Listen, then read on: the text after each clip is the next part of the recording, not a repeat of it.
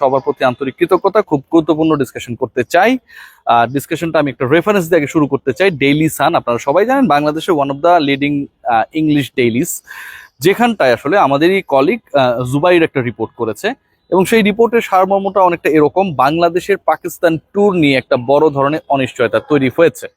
এটাকে যদি আমরা ডিভাইড করি, এটা দুভাগে বিভক্ত হতে পারে। একটা হচ্ছে এই ট্যুর হবে না এরকম একটা সিচুয়েশন ক্রিয়েট হয়ে আছে। দ্বিতীয় যেটা, বাংলাদেশ ন্যাশনাল টিমের ক্রিকেটাররা, এই পয়েন্টটা খুব বেশি ইম্পর্টেন্ট, বাংলাদেশ ন্যাশনাল টিমের ক্রিকেটাররা they are not that much in a willing situation যেখানটায় তারা আসলে পাকিস্তানে যেতেই চায়। বাংলাদেশ জাতীয় দলের অন্তত দুজন ক্রিকেটারের সাথে যারা নাম প্রকাশ করে নাই তাদের সাথে জুবাইরের কথা হয়েছে এবং তারা যেটা জানিয়েছে সেটা হচ্ছে যে এরকম একটা সার্কামস্টেন্সে যেখানটায় জীবন নিয়ে নিরাপত্তাহীনতা রয়েছে। এবং আপনারা সবাই জানেন যে এর আগে মুজফফরাবাদে হামলা হয়েছিল একদিন আগে, আজকে আবার ড্রোন হামলা হয়েছে লাহোরে এবং কিছু ড্রোন ভূপাতিত হয়েছে, কিছু বিভিন্ন স্থাপনায় অ্যাটাক করেছে। মূল বিষয় যেটা, মূল কথা যেটা, সেটা হচ্ছে যে হামলা, অ্যাকশন, দু দেশের যে যুদ্ধ সেটা চলমান নানাভাবে।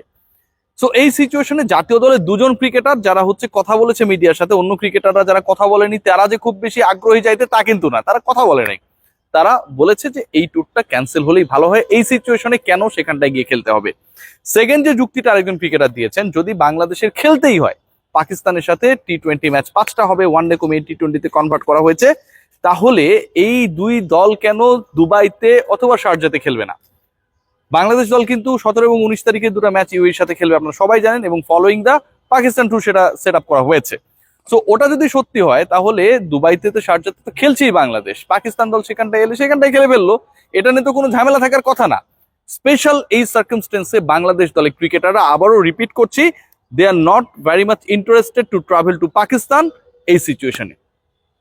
আরেকটা গুরুত্বপূর্ণ ইস্যু এখানটা এসেছে, সেটা হচ্ছে যে ভেন্যুসগুলোতে খেলা হবে, একটু মাথা যদি আমরা খাটানোর চেষ্টা করি, যেই ভেন্যুসগুলোতে খেলা হবে, এটা ক্রিকেটাররাই বলেছে, কিন্তু সেই ভেন্যুগুলো হচ্ছে অনেক বেশি বর্ডার লাইন, মানে পাকিস্তানের ভারতের সাথে বর্ডারের কাছাকাছি ভেন্যুতে বাংলাদেশের যে ম্যাচগুলো স্ক্যাজুয়াল করা হয়েছে সেখানটায়। সো যে কোনো ধরনের অতর্কিত হামলায় কিন্তু টিম এফেক্টেড হতে পারে, টিম বাস এফেক্টেড হতে পারে, টিম হোটেল এফেক্টেড হতে পারে, প্লেইং গ্রাউন্ড এফেক্টেড হতে পারে, এনিথিং। আবার যখন ট্রাভেল রেস্ট্রিকশনস এর ইস্যুগুলো যদি চলে আসে ইন ফিউচারে, তখন চ্যাটার্ড ফ্লাইট করে সেখানে যাওয়াটা কতটুকু ওয়াইজ হবে? বাংলাদেশ দলের আমি যদি খুব শর্টকাটে বলি, ক্রিকেটাররা they are not interested to travel Pakistan right now for the circumstances happening between Pakistan and India. Second point যেটা, সেটা হচ্ছে Bangladesh cricket board what actually they are doing. তারা অবজার্ভ করছে এখন পর্যন্ত, তারা মিডিয়ায় বিভিন্নভাবে জানানোর চেষ্টা করছে we are very much panicked regarding this situation. এবং আমি যতটুকু স্পেসিফিক্যালি শিওর হয়েছি যে তারা এইটা তো মে মাস চলছে, আজকে 8-10 তারিখ পর্যন্ত তারা পুরো সিচুয়েশন অবজার্ভ করবে and then they will take that decision. So এটা যদি হয় তাহলে কিন্তু আরো 2 দিন Bangladesh cricket board will observe the situation এবং তারপরে they will make the decision. এখন ক্রিকেটাররা কিন্তু একটা অনিশ্চয়তায়, ক্রিকেট বোর্ড অফিসিয়ালি কোনো ক্রিকেটারের সাথে এখন পর্যন্ত কথা বলে নাই। ক্রিকেট বোর্ড একটা গতকাল সন্ধ্যার দিকে মিটিং করেছে, সেখানটায় ফারুক আহমেদ ছিলেন, নাজমুল আজম ফাহিম ছিলেন, অন্য যে ডিরেক্টর যারা অ্যাভেলেবেল ছিলেন তারা ছিলেন।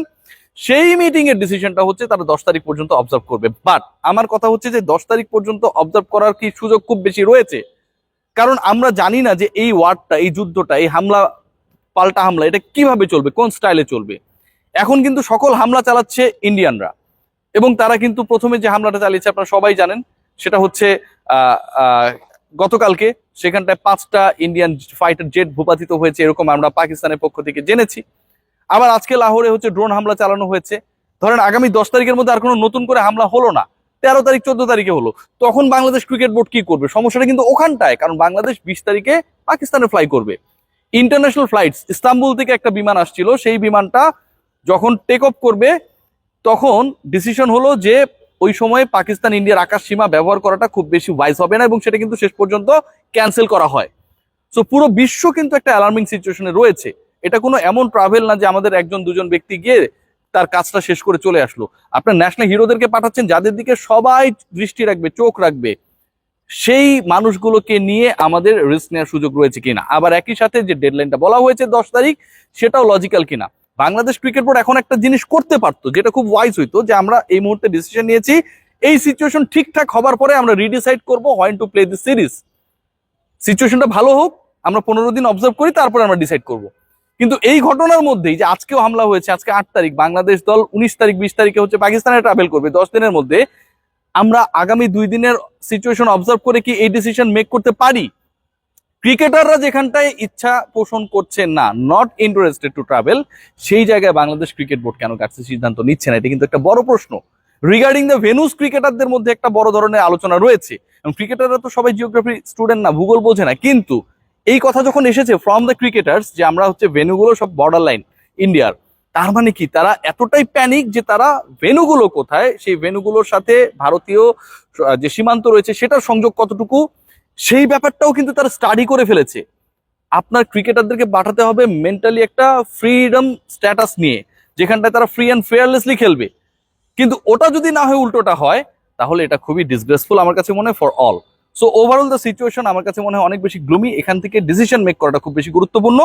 এবং যে হামলা হচ্ছে এটা কতদিন কন্টিনিউ করবে, পাকিস্তান নিশ্চয়ই একটা পাল্টা হামলা করবে, গত 2 দিন থেকে তারা হামলা শিকার হচ্ছে, সেটা হওয়ার পরে ইন্ডিয়ার রিয়াকশন কি হবে সেটা দেখার রয়েছে। বাংলাদেশ ক্রিকেট বোর্ড আগামী 2 দিন অবজার্ভ করে যে ডিসিশন নেওয়ার সিদ্ধান্ত গ্রহণ করেছে, এটা আমার কাছে কোনোভাবে লজিক্যাল মনে হয় না। বাংলাদেশ দলের ক্রিকেটাররা, I am repeating again, those who are in the T20 squad, they are not interested to travel to Pakistan এই সিচুয়েশনে। সবাই ভালো থাকবেন, টেক গ্রেট কেয়ার।